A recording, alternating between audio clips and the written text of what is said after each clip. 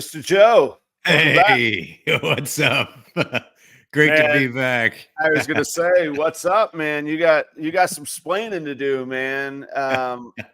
We I've not been uh open one bit about what's been going on. I kind of figured it was your story and details. And even though we've entered this world of public podcast life and signed up for that, another person's privacy is their own thing. So I could tell you the care and concern has been fantastic from everybody. And I learned at Tinley this weekend, you are indeed the star of the show, not me. So You did?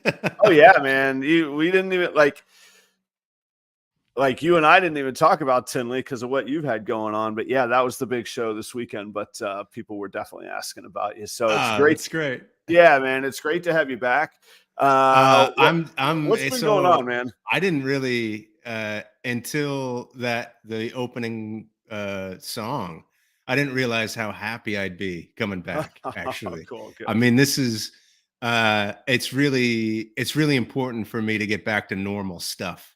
And this has become a normal, regular, just exciting thing to do every week. So it's been, I mean, it feels really good to be on here and talking to everybody. It's, I mean, after the past few weeks. So it's great. It's really good to be here. Really good to be here.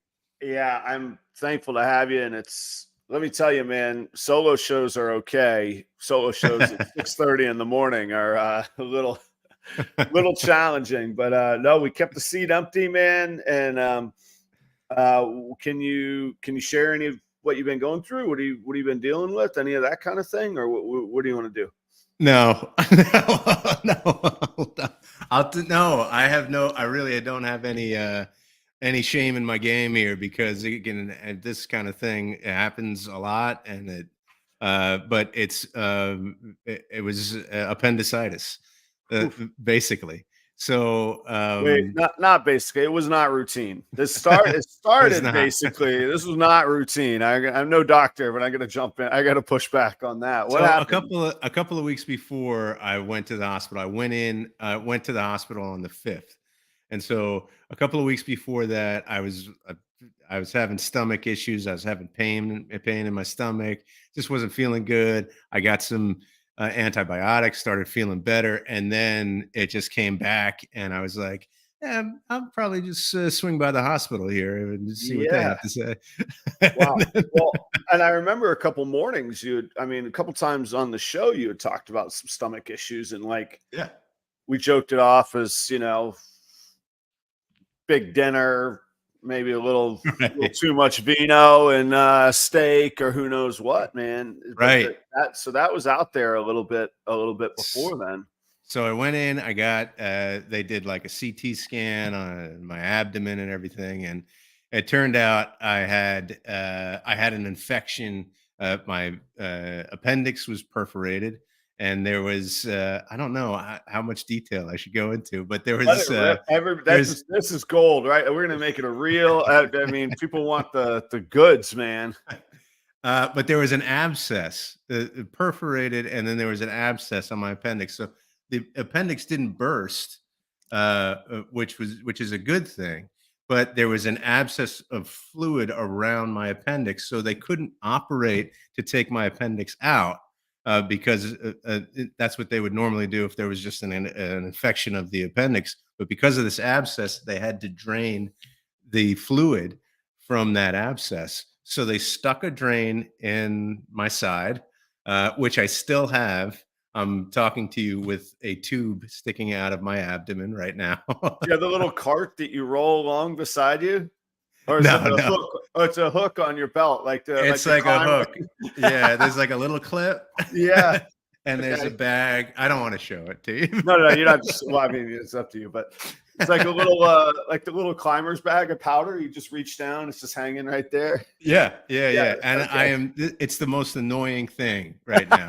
I just like I want to get it off me right now. So then there was a lot of ups and downs in the hospital. Some question marks of care and stuff like that. I wanted to be a little bit more aggressive here and there. And Mhm. man, I mean, I've talked about Chelsea before, but she's just fantastic. She was just such a great advocate for me. And they kept on saying, well, we'll give you a few more days with the drain. We'll give you a few more days. Then we'll do a CT scan, a few more days. And it got to be 8 days, and I was like, I got to get the f out of here because I'm gonna Yeah, go crazy. I'm right. I'm literally gonna go crazy. And so there were ups and downs in my pain. I had fevers. It was going back and forth with the fevers. They were pumping me full of antibiotics. They were, when there was pain, they would put a bunch of, pain medication in me. And I just wanted all of that to stop. And everything that they were giving me too was making me feel more bloated and bloated. So Oh, wow, yeah. an offshoot of this is that I now have like an umbilical hernia because my stomach, my belly got so distended that I have this hernia now that You needs to be. tore a hernia in the hospital? Yeah, I think there was probably a little tear before I got into the hospital, Yeah, but this thing blew it up. So, but the plan is now get all of the infection out, the fluid out as much as you can. I fought to get home to make sure that I was cleared to go home. I got home this past Friday, and being home makes a world of difference. I'm just so much happier. I still have right. the drain in me, and I'm actually homebound for another at least 4 weeks Yeah. Eh, because I'm doing IV antibiotics at home.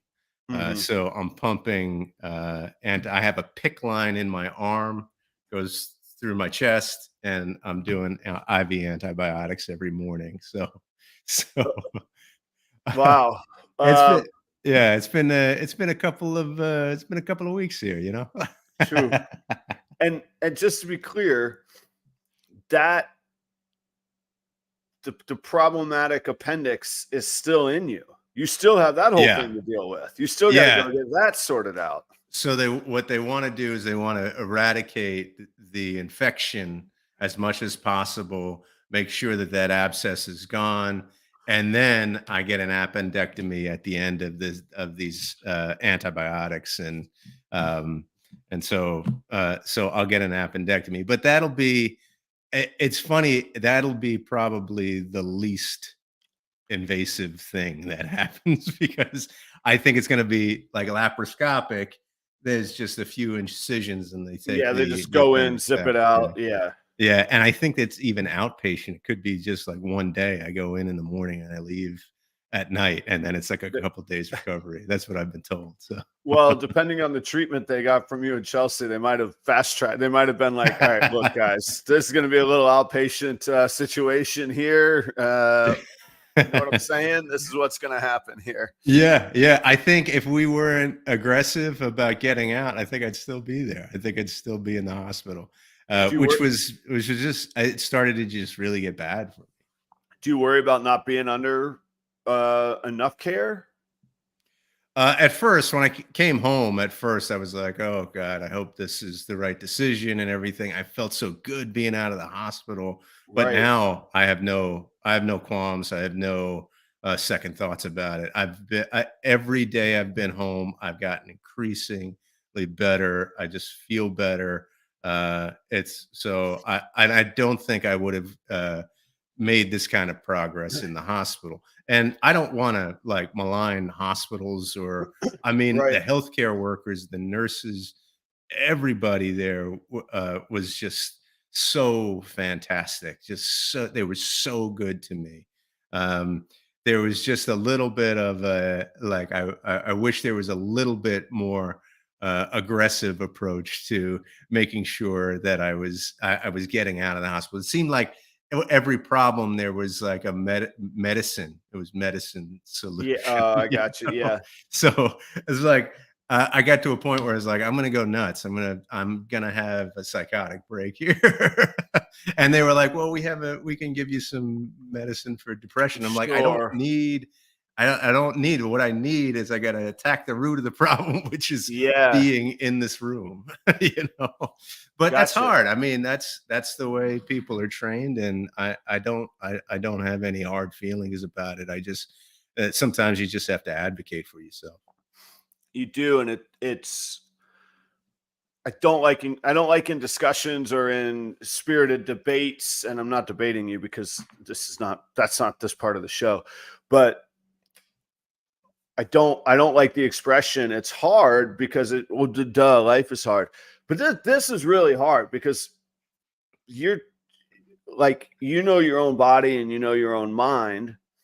On the other hand, there's trained professionals, and then you got a whole slew of people around you that care about you worrying, and like, so part of me is so stoked to have you here right now, and another part of me is going, Joe, I'm glad you're out of the hospital, but for Pete's sake, you got tubes coming out of your belly that's infected and has some rotted seeping stuff coming out of an organ. Like, are you good at home? And like that's just care and concern that any friend would have, you know. And I know Yeah, you're in good hands, and I know you're all right. But it seems like this is a common thing to send people home with a drain sticking out of their side. Actually, that's how the surgeon presented it to me. Actually, when he first talked about it, he was like, "You'll have a drain in here. We're going to admit you to the hospital. You'll be here for a couple of days, and then we'll send you home."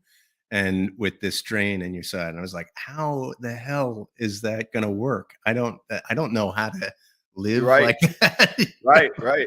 But What's the thing is, you hear all that stuff. It's like you hear you go in and you think, oh, they're gonna figure something out, and they're gonna release me, that day. And right? Yeah, you want it to be magic. You want it to be, yeah. oh, here's the problem. We're the perfect experts. Boom, it's fixed. And then they say, we're admitting you, you're gonna be here for a few days. And you go, what the hell? How did this happen? Right, How am I gonna get through this? And and they explain to you, like, you're going to have a drain in your side. You're probably going to go home with IV antibiotics. And you go, how the hell am I going to do this? And you do it. I mean, you just do it because it needs to be done. You figure out how to do it. I mean, I'm sure there are people who are listening here that have gone through similar stuff and stages where they go, "Oh my gosh, how am I going to do this?" And right. then time marches on and you just do it and you get it done. So, How um, were there any things that you like had like that weren't negotiable that had to get done, and clearly you couldn't get it done because you're strapped to a bed with by stomach tubes?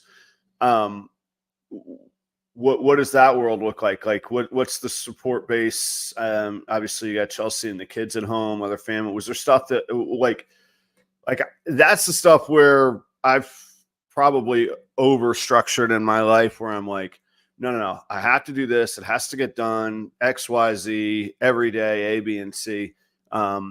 Where I would kind of lose it. And of course, with the, you and I have different circumstances with the animals, but we're all busy. We all got stuff going on in our lives. Like what was the stuff that went through your head like that? And how'd you get through that? well, it's one of the things that I mean, I wanted I thought we could talk about too today is like, so I work for an accounting firm. We're Mm-hmm. in the busiest time of the year, the busiest Right. time of the year. And no one else that is around me or caring for me can do that work. I can't go, Chelsea, can you go and do my Right. job I at the needed to help busiest you. time? Right. you know? So a huge stressor was this thing where we're strapped. We are full. We have a full workload, and we're just going through. I mean, it was over the business tax return deadline. I mean, making sure that everything was done, Right. extensions, Yeah. all March of that stuff. 15th. Yeah. Right. March 15th was that time. Right. So Yeah. I mean, the incredible thing though was my coworkers, the president of the company, the owner, just so completely understanding and saying, we'll figure it all out. We can get it all done." And people just step up in that way. I mean, if you have good relationships, that's why I'm so happy. I think about this job that I have and I go, there are things that I go, is this really me? Right. And then I go through times like this and I go, I'm so thankful to be working with people that I care about and who care about me, and to have those types of relationships made the biggest difference in that huge stressor of mine. So It's always the people at the end of the day, isn't it? Like the yeah, job and the identity or whatever, blah, blah, blah. yeah, The cool people around you, right? Like that. I mean, and the opposite can be true. You could have the best job in the world and be surrounded by total asses, and it's terrible. It's the it's worst thing. terrible. Yeah. Yes, yeah, Yeah. yeah. Oh, it's awful. I mean, I've had jobs like that too, where I thought, oh man, I just love doing this work, and then there's some manager or boss or a coworker that just makes it miserable, miserable. Years ago, I had Jay was on the show a few months Yeah. ago. Jay and I had a conversation years ago, and and we were just like, I just want to work with people that I like. I mean, that makes the Yep. biggest difference, That's right. whatever it is. Now, I think the content does eventually matter. I mean, do the job that you do, it does eventually matter. But the biggest thing in terms of having a job or owning a business is surrounding yourself with people that you can deal with or enjoy Right. every day of your life. I mean, I think I've had so much time also to think about. Yeah. You've done some thinking, I bet, man. Yeah. Yeah, and so you just, yeah, you reevaluate, you look at things, and man, I'm just incredibly grateful to be Right. back talking to you guys again. Well, I could tell a couple thoughts. You said being around, the people isn't everything. At the end of the day, the job still matters. I think it's easily at least 51%, which makes it the majority, though. Where in there, I don't Right. know, but I think that's pretty easy to get to. The other thing that made me think, and I always take a chance to share this when I can, because it was the saddest time of my life. It was when I found out my mother was going to, going into hospice. And I was working for the PGA Tour, and I was this young go-getter. I was 29, I guess, or 30 at the time. And it was a very important step in my life and my career. And I had a lot of those thoughts of like, I knew I had to step away. I knew I had to go take care of my mom. And I knew that I didn't know how long it was going to, I didn't know how long it was going to be, but what I did know is that it was likely to be an extended period of time. And I was going to have to ask for some favors. And I went to my boss and I went to HR and I said, I got to step out. I'll use every bit of PTO. I'll take a leave of absence. I'll resign if you want me to, and then we'll figure out the road afterwards. And no hesitation, no nothing. Adam, you go. We'll figure it out. Whatever we got to do. And it was great. I did use up PTO, but I also there was a good chunk of time where I don't know what they did, and I don't know how they made it happen. And honestly, I don't even remember the details. I don't remember if I got paid or not, but my job was there when I got back. And I remember Yeah. my boss specifically saying, do not put in leave of absence paperwork because that's a technical resignation, and do not resign. We need you. And after this is all done, you're going to need this. And it was just it told me that the decisions I had made to get to that point in my life were the right decisions. And the Yeah. PGA Tour is not perfect, and they're put in a different light these days. But what at least that director and that HR person did for me was unbelievable, because they were right. I needed that job more than it wasn't the money I needed. It was somewhere to go do something and be surrounded by amazing people that I needed after my mother Yeah. died. So that was some perspective too. Couple quick fire questions. How's the New Year's resolution going of losing some weight? Well, this has certainly helped. Okay, good. All right, good. So Silver silver lining. Yeah. seriously, I mean, we get the content. You're reaching your resolutions. What is the problem, Joe? Quit your. I was going to say belly aching, but that would be too hard of a pun to. So the thing is, I'm on all I'm slowly putting in full liquids, but for since a few days before I left the hospital, probably since last Tuesday or Wednesday, I've been on an all clear liquid diet. So it's been like broth and water, Yeah. and I can drink coffee and tea Oh, you get and coffee, but no uh, cream and sugar though, right? no, Just no straight cream black? and sugar, which is Oh, fine, okay. which is how I drink it anyway. So Alright. it's all good. So, but yeah, just all clear liquids. Now, just in the past couple of days, I'm doing like fuller liquids, like shakes and things like that, like creamy How soups and stuff how like that. bad is life when you're like, "I'm on fuller liquids, man, when things are looking up. I'm getting a All little bit of right, fat, yeah, a little bit of fat content in there, man." cream of mushroom, Yeah, yes. oh, man. So, and but it's weird because I haven't really had much of an appetite either. Okay, Yeah, which is okay. Like every once in a while, I get a craving, like, oh gosh, a big plate of pasta.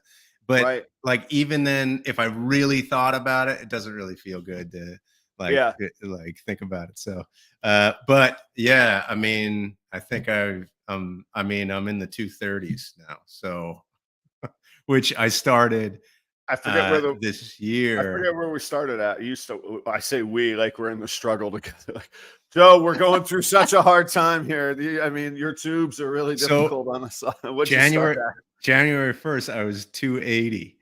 But the first the first couple months, it was just legitimate diet exercise. I've lost a bunch of weight, got down to like 255. Yeah, So, but this whole deal has gotten me to 230. So, yeah, I don't know. I mean, it's not the way that I should lose weight, and I don't like look good. A lot of it is just like a lot of it is yeah. just muscle and Give the man terrible a stuff. target and he hits it, right?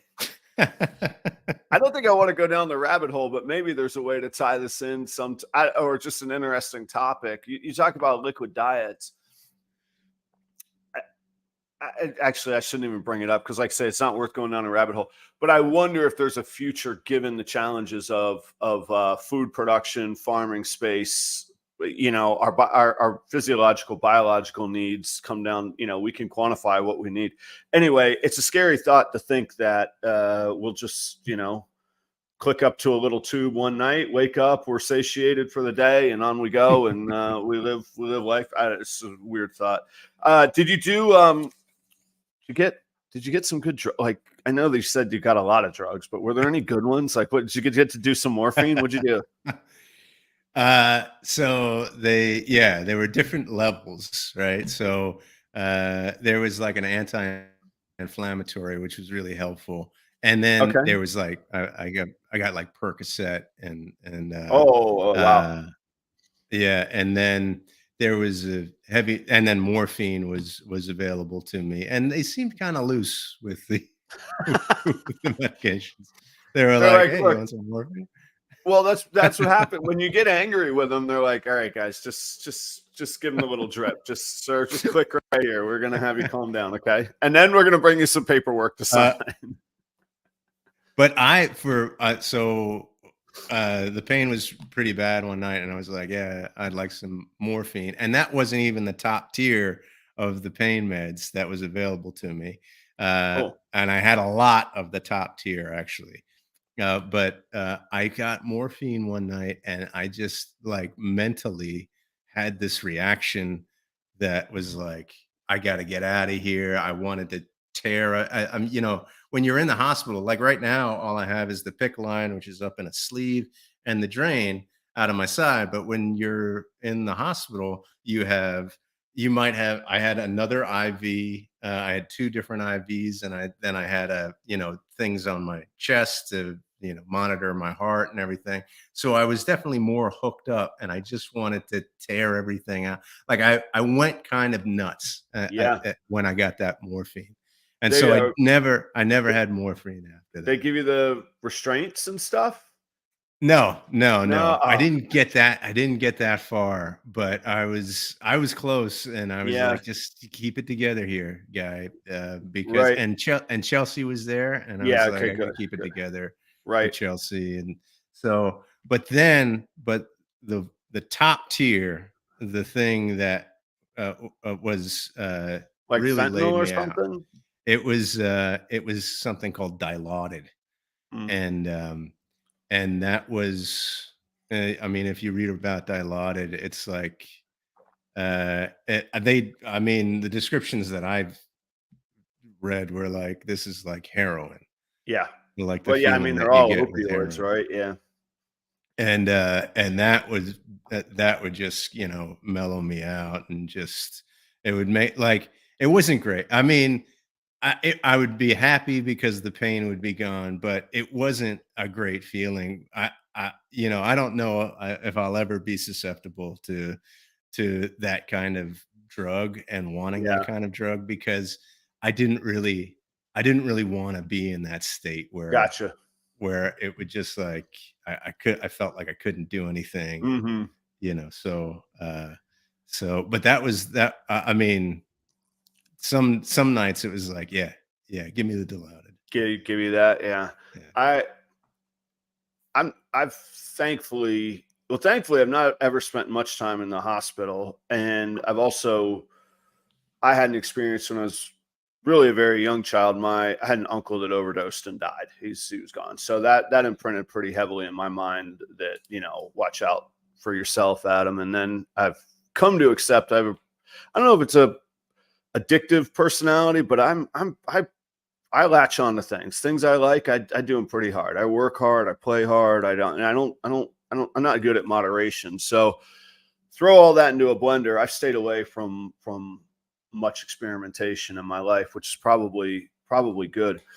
I had one experience where I cut my pinky. I put a knife right into that knuckle, and I was like, man, I might not have a pinky tip kind of deal.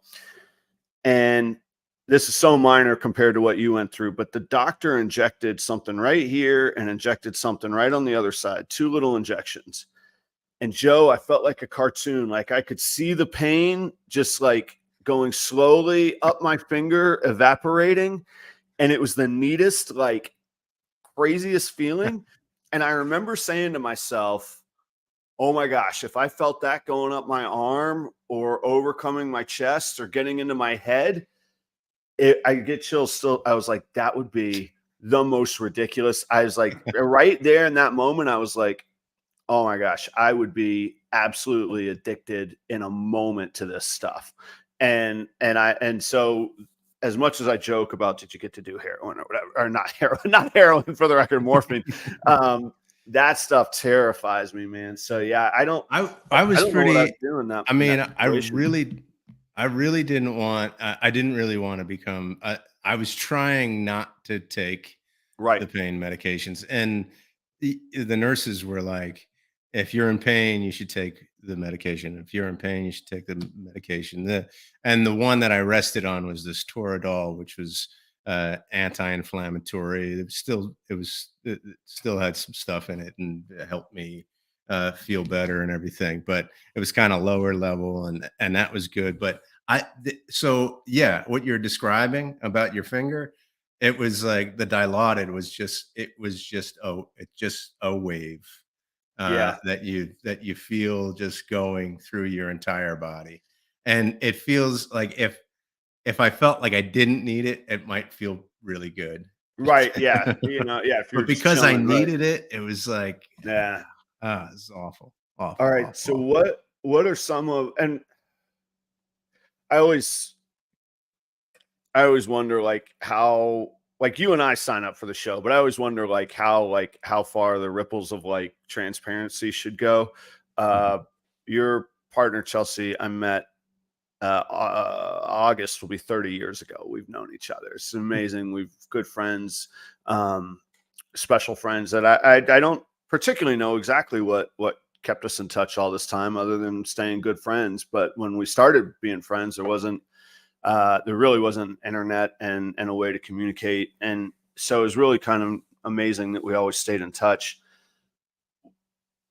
we gotta, Joe, you gotta get yourself better. We gotta do something nice for her, man. Like, she's going through hell, huh? Yeah. Keeping the house Yeah. together, putting up with you, figuring out how the bills are gonna get paid, probably trying to keep her own job in order, all Yeah. that, man. What an Yeah. angel, man.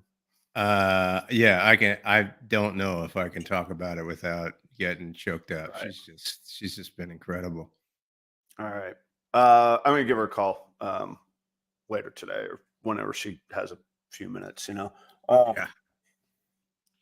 So perspective, man. What's staring this stuff down like? What's it like for you? What's it make you think? What changes Well, when you stare at that stuff? I think we've all kind of had these experiences before, not experiences exactly like this, where, you're in a hospital for 10 days and you have appendicitis and you need an appendectomy and all that shit. Right. But uh, uh, we've all had experiences that just come out of the blue. You're going along. You've got your goals that you've set for yourself. You've also got your anxieties as well Right. about how things are moving forward, and then out of the blue something happens. Something sideswipes you, and whether it's, I don't know, you meet someone. It could be positive stuff. You Yeah. meet somebody, or I mean, you become pregnant or something, or Yeah. you You get a uh, DUI. Like, or yeah, you it's get stupid stuff. Yeah. now where those things have happened, yeah, you get a DUI, right? Yeah. You and um what has always, and those like side swipings like make you go, okay, what's really important? What goals are really important to me, and why am I so anxious about these other things? This perspective that these side swipings give you Hmm. is so it's incredible. It's another kind of silver lining of this type of experience. I mean, I think I've had kidney stones in the past. Oh Uh, yeah, those are no good either. so like maybe 4 or 5 times in my life I've had kidney stones. And the second time I remember I was in college. I was really Oh, you had stressed them out. early on. Okay. Yeah, my first time I was in high school. I was Oh, at a really? party in high school, and I was like, "What the hell is this?" Wow. Uh, Okay. yeah, uh, but in college, I was really stressed out, and that kind of pain just levels everything. You Right. go, and you just whatever you believe in, the higher power or nothing or whatever, you go. I started to go, just get me out of this pain, because I'll be good. I won't worry anymore. I Right. won't worry Yeah. about anything. Yeah. I won't think about Right. anything. I'll I'll be. just think about I'm on all the of the straight good and stuff. narrow. I'm reformed. I'm gonna do good. Right, right, right. And so that's one thing too, like with this experience as well. It's like, um it's a leveler of things. It's like it just, there's a perspective that it gives you where it's just like, what's really important to you? And what are you struggling with that you don't really need to struggle with? Where are you putting your energy? Mm. And I feel like everybody has those moments. Hell yes, we do. Yeah, Yeah. I mean, yeah. that's the old. Everybody's struggling with something, man. We're all terrified of something, you know. And it seems to me like the perspective, uh, for me, comes with pain. Mm. Well, Like, yeah, pain really levels everything out pain for gives that me. clarity. Let me ask this, and I don't want to go like into the specifics. It's pretty personal stuff. But what comes to mind, or in my mind, if I were in your shoes, and again, I don't know any of this context and I'm not looking for the specifics on it, but you got a pretty good house. And when I say pretty good, a beautiful house. I'm sure there's expenses that come with that. you got a job, you got, your family has 2 kids, one in college, one knocking on the door of college. Mhm. And I don't know, maybe you're sitting on lottery winnings I never knew about, but I'm guessing that there's a need. You're not retired. I'm guessing you're still working, and it's not just for the joy of tax returns.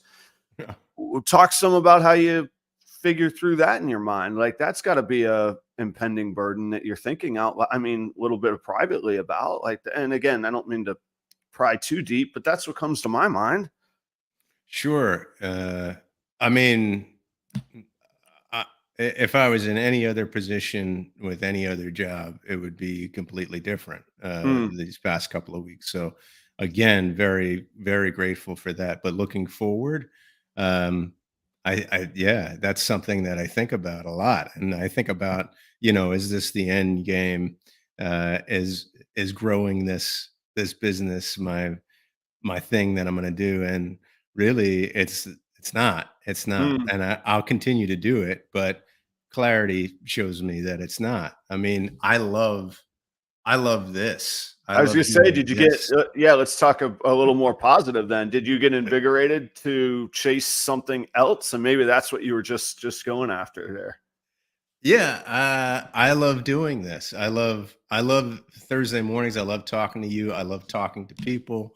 Um, and I don't know quite how to make a living about that. And because of those expenses, because of all the responsibilities, I got to be really smart about it.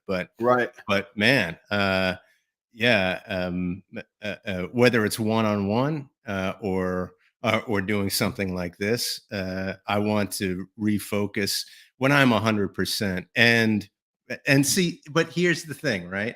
So so there's that clarity, and then you go, well, I'll start to work on that when I'm 100%. Oh, Uh, yeah. Okay. and so that gives a little more time to kind of slip away, that clarity to slip away. Yeah. And then or you go or another thing that I'm saying is I'll start to work on that after tax season. Right. And then that clarity starts to slip away again. And Sure. then there's another project after tax season that we need to implement in our organization. And I'm like, okay, that's going to be a lot of time. And I'll Yeah. start after that. There's a trip that our whole family is going to go on at the end of May. And I go, well, I can't. So maybe after that. And then because of all of that time, you start to I think people start or I start to kind of fall back on, oh, this is good. Well, This and is okay. Christmas is gonna come up, and the holidays, and Thanksgiving, and um, yeah, I get that. There's been 2 mostly, but maybe a third. There's a couple examples where people have been like, "Adam, that was a whole lot really fast." And I go, "Just for what you're talking about." Yeah, we decided it, and once it was decided, there was the target. It had to be done. It had to go. Yeah. Now, that takes some resources. It takes leaving some feelings hanging. There's some times where I feel like, because some of these companies were amazing to me. And I always worked out my notice, but there was no negotiation. It was, Yeah, I'm out. I'm done. I'm out. I feel like I know I blindsided them, and I know they're just a company, but we also go back to those people that I was surrounded with. There's parts of me, and I'm at peace with it. I've had to make the choice to go, you know what? It's a business. I also saw them fire some of those people that I loved being around. So it is a business, and that's fine. But you still have those human emotions. But what you're talking about was part of the fuel. You were one of the people caught off guard. Hey, Joe, great to talk, but hey, Chelsea and Joe, we're out of here in 2 weeks. You're like, Going to Minnesota. what? Where did that come? Why didn't you tell us? Well, we didn't know 2 weeks ago, but we're going. And so you get some of those moments of clarity. And oh, we're in Minnesota. Are you Wicked Exotics? So yeah, I get it. So yeah, seize that And there's a moment, man. certain sense of responsibility too with all of that stuff. Yeah, Like you you, got you there like uh my company Gulf Coast Accounting and Tax. By the way, if anybody needs their taxes done, contact me. Have they've been fantastic. My coworkers, Right. the big boss man, Yeah. just has been so fantastic that for me to go, well, I've had a moment of clarity, and so I certainly have a sense of responsibility and duty towards them as well, where I go, I'm not gonna leave you in the lurch. I'm gonna see to it that this is successful. Right. And The that's job is something to that I get the feel job done. obligated for. Yeah. Yeah. I Yeah. do feel obligated in that way. So it's kind of this balancing act moving into the future, because you get this sense of clarity, but then you have these responsibilities as well. And I think we've kind of talked about that prior as well. Yeah. It's interesting that there's not. Somebody said, you're going to wonder what the heck I'm talking about here. Some writer said, not some writer, I think it's Hemingway said, not just some guy, old Ernie Hemingway. He said every American novel since Huckleberry Finn has been just a variation on the theme of Huck Finn. And of course, that's an oversimplification, but there's some universal themes that run through our lives. And in that way, clarity, moments of inspiration, moments of passion where you chase other themes or other ideas.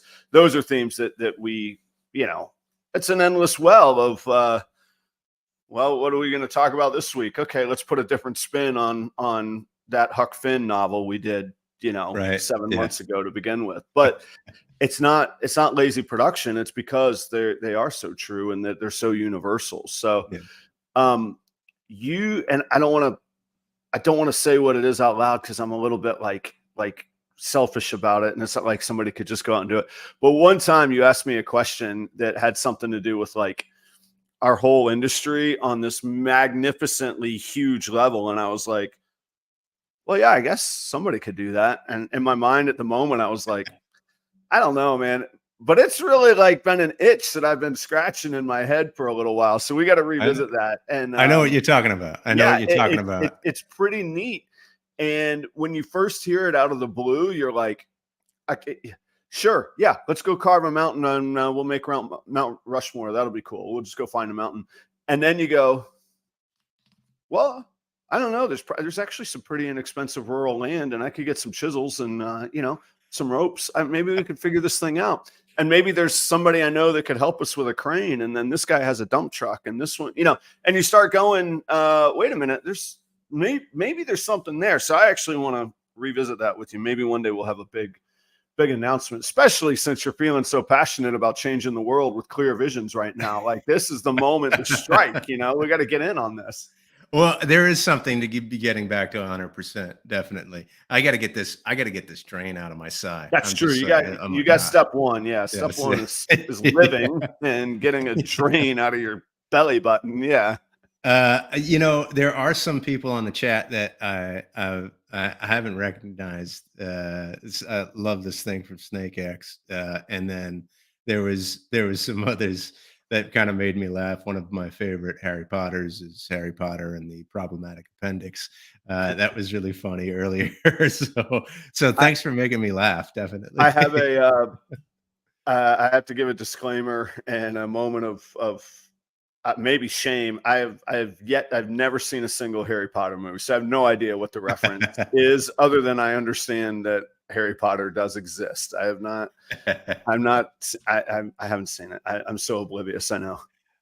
Well, I mean, that's something that I always have to bring it back to snakes. I mean, something in pop culture that I think I've brought up on the show before is the imagery of snakes in pop culture and how prominent that's snakes true. seem kind of evil in Harry Potter. So I have been on where's the Harry Potter ride? Universal, where they have like the hologram snake, like come Universal, at you or whatever. Yeah, Universal. That's the one. Yeah, I've been on that, so I do get that idea. Yeah, it's awesome. yeah, Snake X, man. I did get to see Snake X at Tinley. Man, if you were diagnosed with stage 4 cancer, first, I would never know it, and second, thank God you're still on the earth, man. Not many people get to say those two things at the same time. So, thanks for coming by. Thanks for hanging out at Tinley. The other, I want to hear a little bit before the show ends. I want to hear a little bit more about Tinley, by the Okay. way, but also I also want to say, like, another thought that I had the whole time that I was in there is that there are a lot of people who are much worse off than I am, Right. and had much greater ailments than I did. This is appendicitis. Yeah, it can be no joke, and it can be rough, but they had it under control, and I got into the hospital okay. But I mean, I just had a friend who went through cancer treatments and for ovarian cancer, and I kept thinking of her, and I kept on thinking, if she went through this, I can get through this. I You uh know, I this is, I think that a lot about my mother. There's a lot of yeah. times where I'm like, shut shut the shut up, Adam. Get on with it. Just shut up. And it's not because that's what my mother would say. It's because I'm thinking of like what I'm frustrated or quote dealing with is so minuscule, you know. Um, so um yeah, man, Uh, so I'm very happy to have you here. Let's put it that so way, man. I'm kind of disoriented about when Tinley was that this past weekend? Yeah, it was the past weekend, and actually Sunday was. I mean, talk about perspective in a different way. Sunday was St. Patty's Day, so Right. Yeah. you know me well enough to know what my usual St. Patty's Day usually looks like. And those of y'all in the audience, I'm not talking about just being a drunken, rambunctious fool, which may or may not be part of it. But professionally, I perform music, and Irish pub music is my sweet spot. So St. Patty's Day was always like it was my biggest day of the year, my biggest payday of the year, and the most fun day of the year. And this was the first time, and I think I did the math. I think it was 17 years that I haven't performed on Wow. Patty's Day. Um, and actually, I have to tweak that just a little bit. That's when I knew COVID was real in 2020.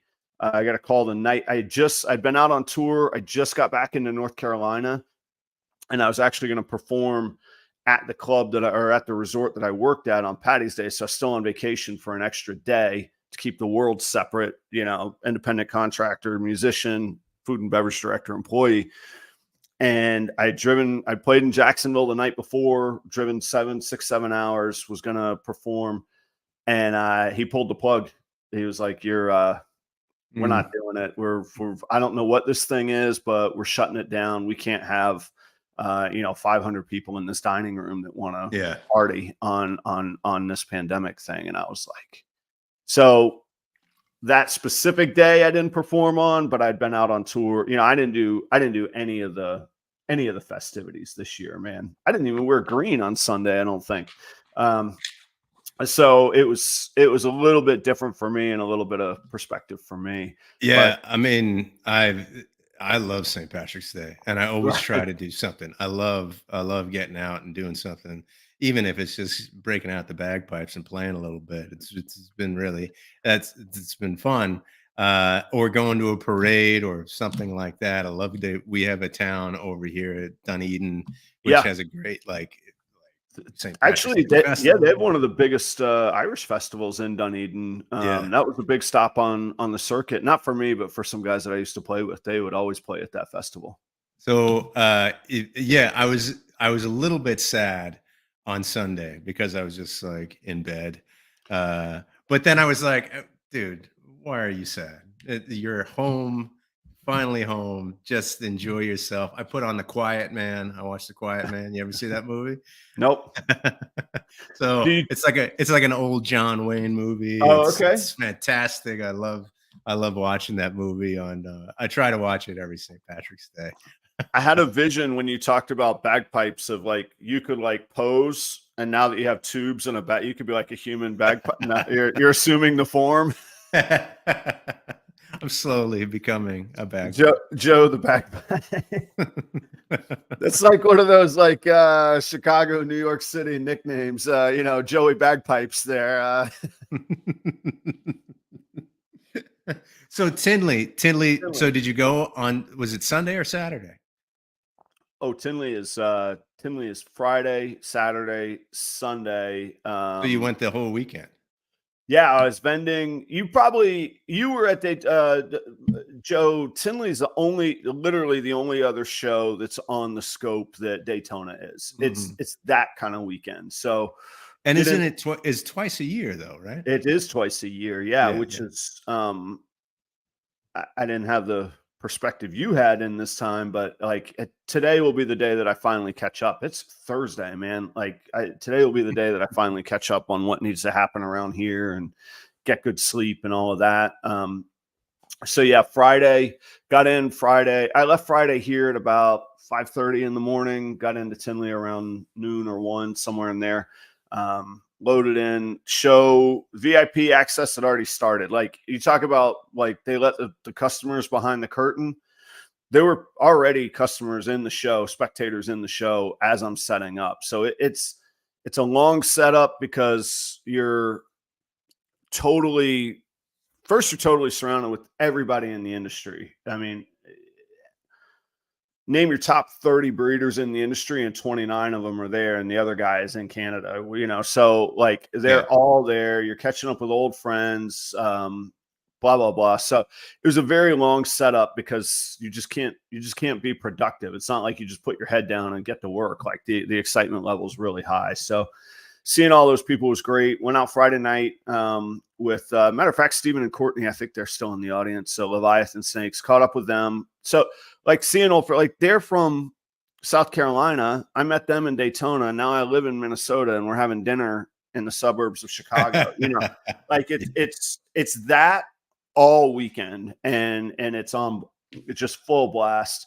Saturday, 7:30 opens for VIP. You're like on stage by 7:30, which is hard. Yeah, when you're catching up with old friends, there's a couple euphemisms in there. Let me tell you, none of them equal good sleep.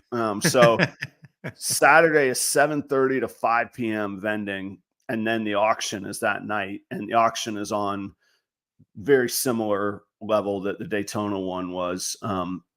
And then Sunday is a 10 a.m. start, 10 a.m. to 4 p.m. on Sunday. And I left on Monday. I can't drive home after vending all day Sunday and then again. So yeah. Was it a good weekend for you? One of the things that I see about in our comments is everybody loves your transparency. Yeah. Was it a good weekend?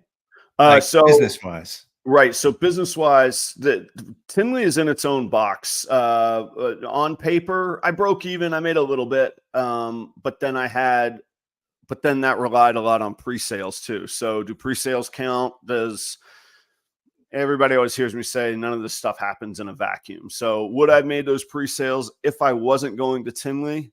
Maybe not though. Maybe not. I won't call out who it is, but I think it wasn't quite an impulse buy, but there was somebody that was like, oh, well, you're coming this way and that's a good price. Go ahead and put me down for it. Bring that to Tinley. So would I have made that sale had it not been Tinley? I don't know. There were a couple like that. But to get right down to it, generally, no, I had a pretty slow weekend as far as actual transactions. Again, I broke even, made a little money. It's a very expensive weekend. So I'm glad I got in the black, but as far as like sheer profitability, no. But it's like what we talked about before, though. It's visibility. I mean, it's getting it, yeah. Which I'm a little bit skeptical on just the visibility. I do value it, but I will tell you the tangible things. I have one little story. I'm just hanging out having beers, and I don't think he would care if I said who it was. Good guy I'm sitting across the table from, so-and-so knows so-and-so, and we make introductions. Oh, snap, I've been hanging out with Chris Davenport for 30 minutes, and I had no idea. And he's this massive producer and very well respected. And I'm like, oh, and I happen to know that he has incredible experience with massive rodent production. And I was like, can I ask you, and he was great. He was totally transparent. Turns out he works in the event management space. So we both really were speaking the same language of checklists, processes, Yeah. systems, all of that. And, that happened 15 times over the weekend. You're walking through a hotel lobby bar and you hear two people debating and you look and you're like, oh, those are massive giants. Let me stand and just shut up and listen for a minute and then get a chance to introduce myself. Or, two of the big, you probably won't know, but the audience will, guys. I posted a reel yesterday of Dave Kaufman and Brian Cusco at my booth. Pretty hilarious. First, they stopped by. They have combined, they probably have arguably the second or third largest reach in the whole industry on YouTube. They're filming at my table. My snake pisses all over them, all over the display, all over them. And they're like, good talking to you, Adam. Out. So there's my 15 minutes of Tinley moment, So, but all of those things happen because I put myself in the right place at the right time with the right opportunities. Good business will come from that. I got to mention Cold Blooded Cafe. They were set up right across the aisle from me. I get to do good business with a great sponsor. Guys, all the promo codes have reset. I'm not going to give the full pitch, but you know about Cold Blooded Cafe. If you've used the promo codes before, use them again. They've all reset. If you haven't used them before, Proper 11 will get you 11% off. I did not get to see Creative Genetics, who has supported us greatly as well. That's Keith out there in Fresno. But by and large, yeah, it's a really great weekend and keeping up relationships, learning. If I can't be making money, I want to learn in everything I do. And man, I learned a lot. It was really good. That's awesome. That's great. Yeah. That's great. You can't really ask for that too much more. I mean, well, except for money. Except for money. Yeah. Except for, it's just, if I only had no tubes sticking out of me and a whole bunch of money, I'd be great, Did you see anybody that I would know?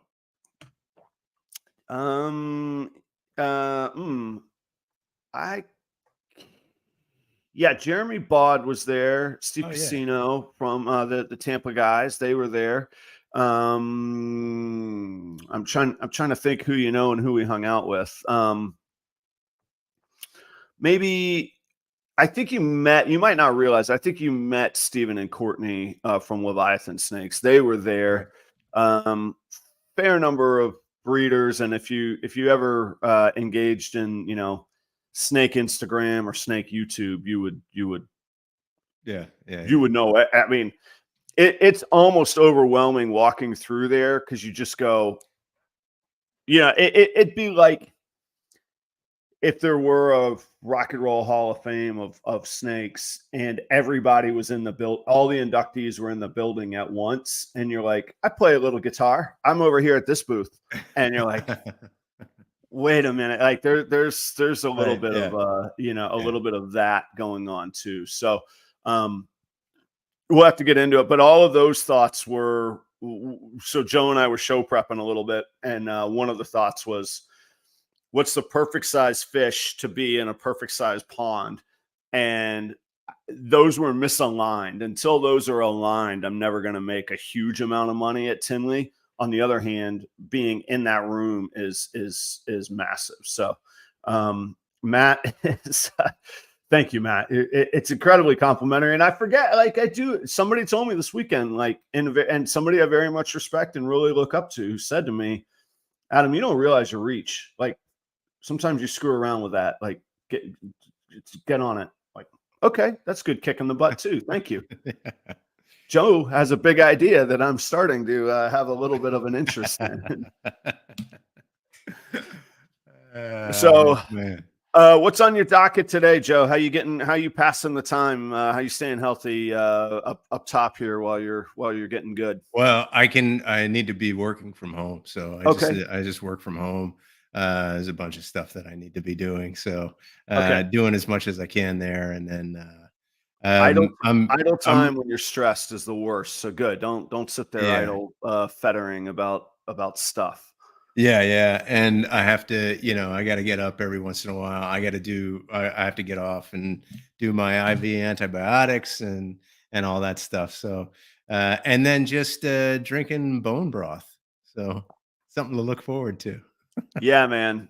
All right, keep getting better, Joe. I have a lot of thoughts, a little concern. I know you're in good hands, but so good to have you back. So good to see you upright. Really, it's great to be back and to see the people on the chat and all of the support. I mean, to be out, to miss this 1 week, I'm sure people were like, he's sick or whatever. And then to miss 2 weeks, I really felt, all of the positive vibes and all of the good comments from people who listen and tune in. I can't thank everybody enough for their support and their concern. So just wonderful. Thanks so much, everybody. There were some people who thought that I was just like slow playing a breakup. They're like, something's wrong. Like you're just not gonna, you keep, because I do keep a lot of things private. Like there's a few lines that I'll draw pretty publicly. I'm like, I'm not going to talk about it. And they're like, who's the new host? And I'm like, no, seriously, Joe's just dealing with stuff. It's all right. And a couple people were like, well, I could fill in if you need something. No, he's going to be back, man. It's like they were saying it without saying it, Well, what would the name of the show be? I don't know. You'd have to change the name. Proper Cup of Chris. I mean, come on. That's not going to work. No. I have a little bit of guilt because I was like, what if it's just too much? What if Joe can't do it? Like, what am I? I was like, the farthest I got was just like proper morning cup. I was like, that sucks. I was like, no, that's not going to work.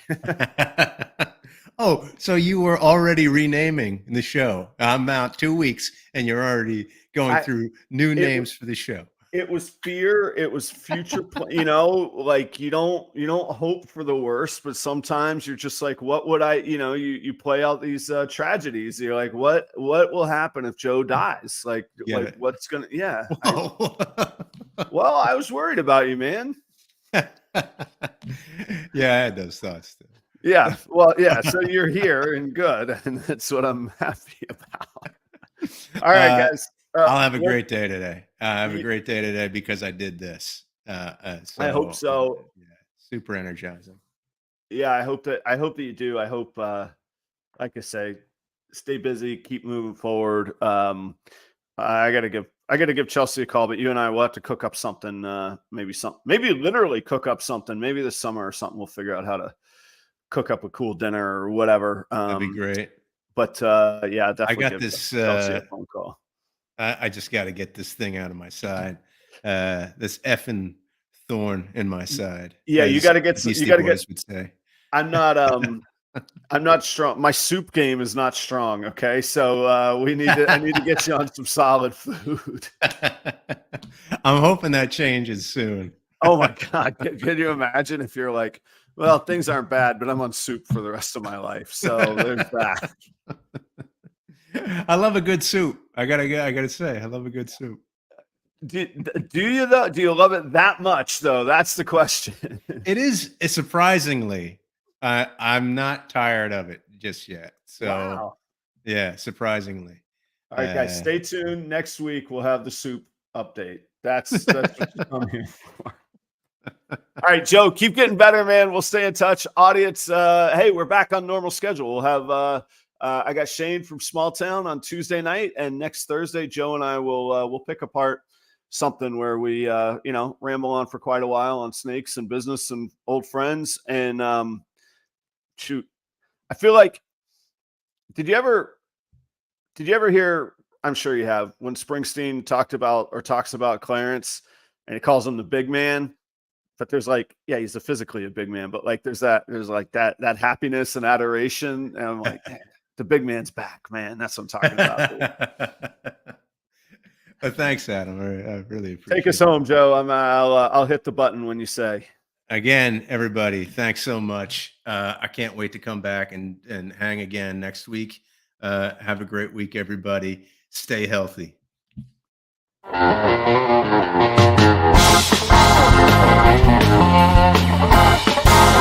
Thank you.